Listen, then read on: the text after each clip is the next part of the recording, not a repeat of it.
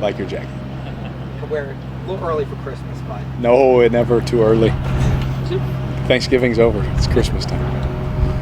Derek, I know we've asked you about the red zone narrative a lot, and those stats have kind of followed you, and some of it's circumstantial, but when it happens, the sample size is pretty big right now. I mean, do you really try to identify what is it about that area of the field? Yeah, absolutely.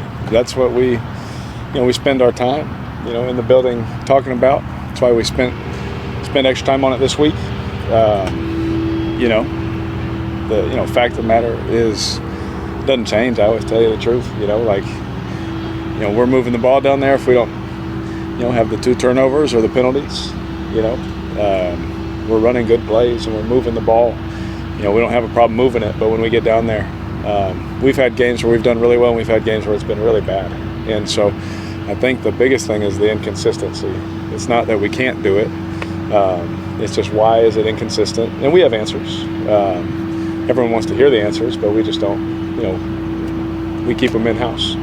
I know you hate statistics and stuff like this, but I mean, there are some stats over the last couple of years where you're ranked 36 out of 36 quarterbacks inside the 15. I mean, you might think that doesn't tell the whole story, but when you see things like that, does it keep you awake?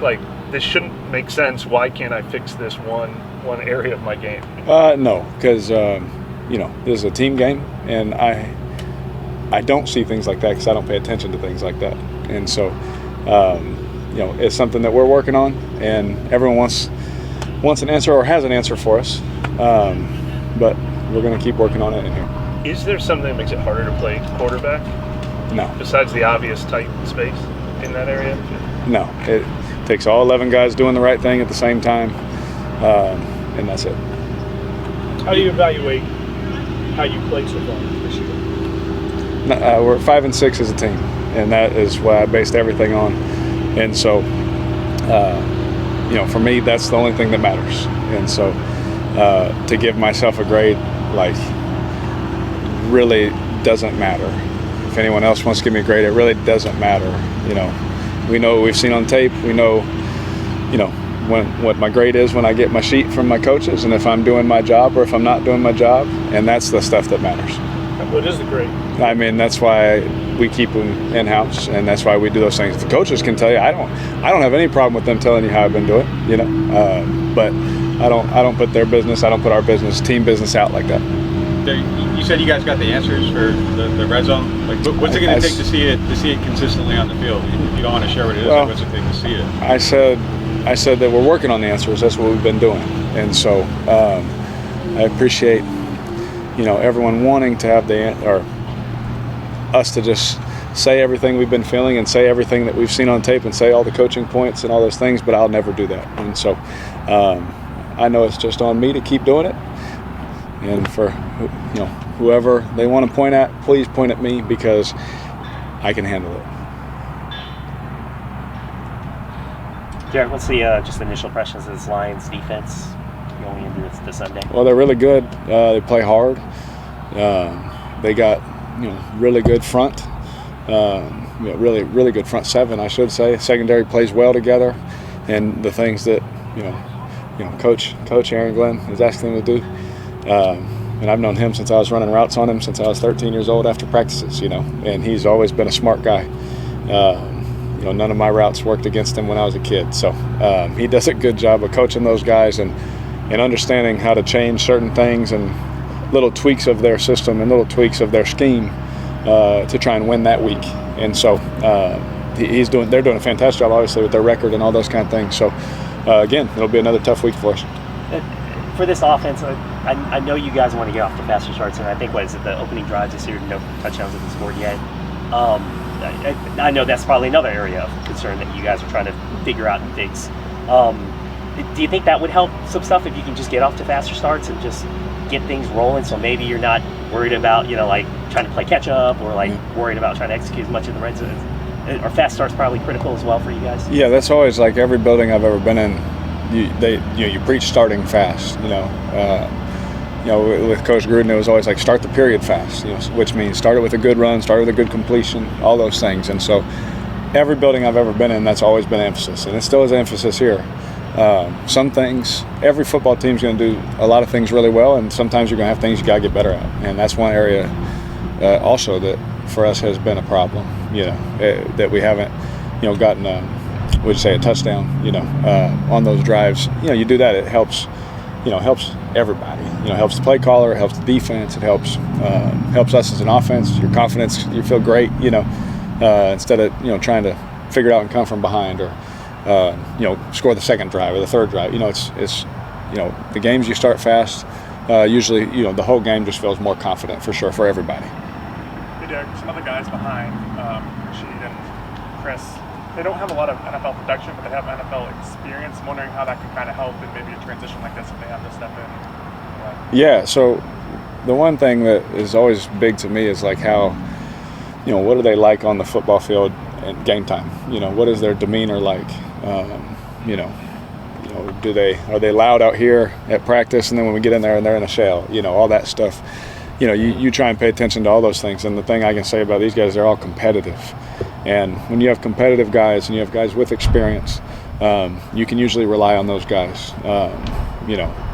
Maybe there's, if they have bounced around, maybe there's one or two things that, maybe they're a specialty kind of guy and they have a role and that kind of stuff. And, when you give them more, it's a great opportunity to see what they can do. I don't know everybody's situation, but from what I've seen, what we're asking them to do, you see that competitiveness, and when you see that, you can trust them in the game to hopefully do the right thing.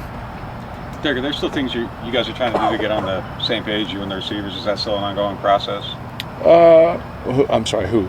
Just like there was a throw to Rashid that was like, a little like timing stuff in that. Is that still a work in progress? No, I just missed the throw. Like that one to Sheed I missed, but timing wise, Chris had 120 yards. He's on, and there was more opportunity out there for him to have an even bigger day. And then we would have been like, oh, that's great. Well, what's wrong with this? We're always looking at things that are wrong. And we're trying to solve those problems in our building. I worked on 10 things that I had for myself that I was like, you know what? I've been doing this well, but let's iron this out. Let's do this better. Let's do that. Just like everyone in that building is doing that. We're doing it all 20 minutes before practice even starts, before we've been asked to do anything. And we're working those things, from the last game, things that we're going to need to do this game, that are going to pop up that are different maybe than what we're used to. And so we're always working on those. But, there's things that we've done really well chemistry-wise. There's some things that I've, been really impressed when I've asked them to be in a certain place and I throw it super early and they're there. And then that one I just missed behind it. Like that's going to happen. And never want it to happen, but it happens. You throwing the ball low to Shaheed to avoid him on the goal line on the second drive, to avoid him getting... By the safety, yeah. Yeah, absolutely. Yeah, trying to keep him. Yeah, I've always been taught low on the front half, high on the back half. I'm talking the end zone. Right. Yeah. Sort of the mindset of this team right now, just coming off the loss and work with. Do you like where they're at mentally right now? It's not as sad as it is out here. I can promise you that. We are super positive. Practice was great. The meetings have been great. You can feel the frustration, but in a good way, and in a way like, all right, well, this is what I need to do. Everyone is laid out, every coach telling every guy, this is what you got to do this week to help us win and all this kind of stuff. And everyone knows their responsibility, and you saw a lot of guys doing those things today. And so, again, it hasn't been what we wanted it to be up to this point, but we still got time. What are some of the things you're most encouraged about that have happened even while the loss in the last 2 months? I would say like I'm not good on the week number, 6-7 weeks. Again, forgive me if I'm wrong on that number, but we offensively, we've moved the ball so well, at times. Like we're doing some things against defenses that other teams have really struggled to do against certain defenses. And, those are offenses that people love, and so we are still confident that let's keep doing that. Let's do what we've been talking about down here. I think third down improved. That was another area we had to improve. I thought we improved there. And so I see us getting better. I was in the same building for 9 years, and I can promise you at the beginning I was answering the same questions. that's why when I'm older, I'm maybe a little bit more frustrated, with it. And when you're younger, you're like, oh, I still got all that time, And now you're just like, you get more frustrated. But I promised you guys, and I promised my team that I was going to be super positive about everything and keep going in the right direction, because I know feeling sorry about it and not working at it that it's going to lead to the same results. And you're saying you get frustrated with the results when you're trying to. Oh, absolutely. I get very frustrated. Yeah. I wear everything on my sleeve usually, and I've just been trying to be better at that because everyone's trying to do the right thing. It just hasn't worked out. We actually all took turns, this last game, and you're like, golly, usually you have one or two, but it's like when we all take turns, it looks like the way it did, and we feel like the way we do. How do you weigh that though? Like when you guys are moving the ball, but you aren't moving it in the last 20. Like how do you marry those two thoughts together? I don't know, man. You gotta ask Coach Pete and DA, myself. When you ask us, we're not going to be able to give you all the answers that everyone wants to hear on the things we're trying to work to do better, schematics and player and all those kind of things. And so you're going to keep asking the same question. I'm going to keep giving a lot of words and no answer, because I'm not going to tell you. Hey, Derek, you haven't thrown a touchdown pass in a couple of weeks, and you went through a similar stretch in 2018. Was there anything you were able to do back then to kind of break yourself out of that rut? I mean, I'm just going to keep working hard. That's really it. I've had games where you throw 4 touchdowns. You had games where you throw none. One of those games I was hurt too in the second half. So I understand that though. But, right. That stuff happens. And, I've had games or years where you throw a lot of touchdowns, years where you don't throw as many as you want. And when you lose, you talk about that stuff. And when you win, no one talks about it. And so it's just part of the business. And it goes like that sometimes. I can promise you it's not from a lack of effort or studying or trying on the football field. There's been a lot of conversation about the identity, quote unquote, of this team, and when you hear that conversation, what is your kind of response to that idea, and what does identity mean in the frame of the football team? I gotta be honest. For me, I haven't heard anything. I don't know what anybody did or said. I'm sorry for that, but for me, I would say on offense, the things that we emphasize are being explosive and physical up front. Be physical up there, and then get the ball in the guy's hands, let them be explosive. And defensively, they have probably their own things too. But personally, I'm sorry. If someone says something, I don't know.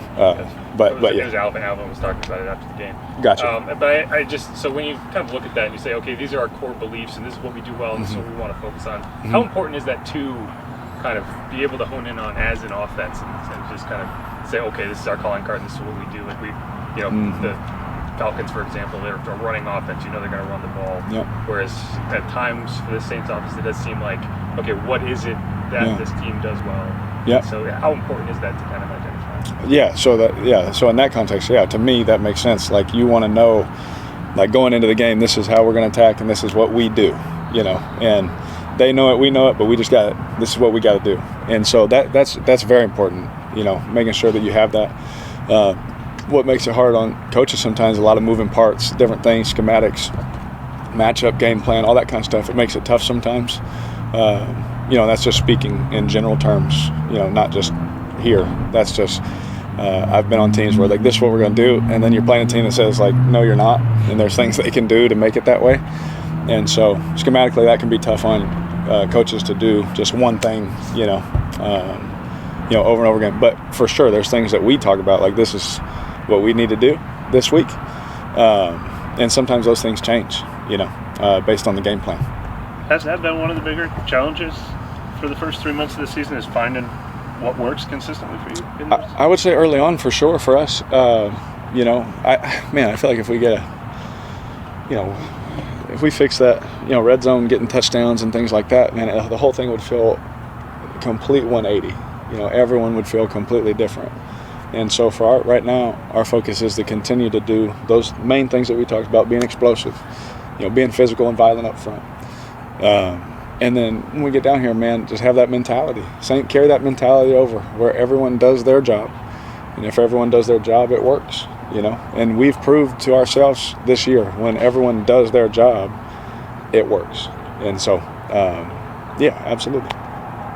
Just to ask, you referenced not as sad out here or in there as it is out here. When you're like in the community, are people uplifting, or are they kind of like awkward, like how about the weather talking to you, you know, because they don't want to talk about it? Everybody's been cool to me. Everyone's been great, you know, like even if they weren't, like they can't put me in a bad mood. You know, like I'm going to give this all that I have. And, you know, out in the community, like just the people I've been around so far, like everybody's been cool, you know, more so, you know, asking about, they want to know other things about other players for their fantasy teams. That's some of the stuff I get. Hey, so who we featuring this week and all that, but I don't give that stuff out. So I know I don't give you all the answers you want. I can't give them the answers either. That'd be insider trading. That would not be good. No. Yes. Good. Cool. Yes. Appreciate it. That was when David was on the Texans. Yeah, Blood Glenn, story. right?